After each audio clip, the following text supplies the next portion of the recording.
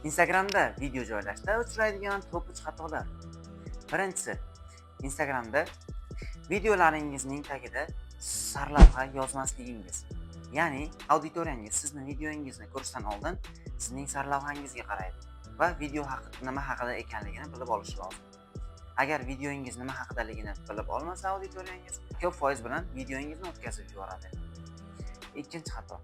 Bu Instagram 9:16 formatini qo'llab-quvvatlaydi Reels'larda. Ya'ni 9:16 gorizontal formatda video joylashingiz kerak. Agar sizning videoingiz 9:16 formatda emas, ya'ni kvadrat yoki 4:5 formatda video joylasangiz, Instagram o'zidan qora fon qo'shadi. Qolgan joyiga qora fon qo'shib 9:16 formatda qilib beradi va sizning videoingizni zerikarli bo'lishiga sabab bo'ladi. Shu sababli 9:16 formatda video joylang. Uchinchi xato, izohlarda javob bermaslik.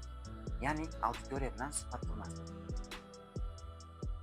Hozirda Instagramning algoritmi auditoriya bilan muloqot qilayotgan videolarga jalb qilinmoqda va Instagramda auditoriya bilan muloqot qilingan akkauntning rekomendatsiyasi ortishi kuzatib borilmoqda. Mana ko'rsatgan strategiyam bo'yicha 3 ta xatoni to'g'rilab, video joylab ko'ring va izohda rezultatni yozib qoldiring.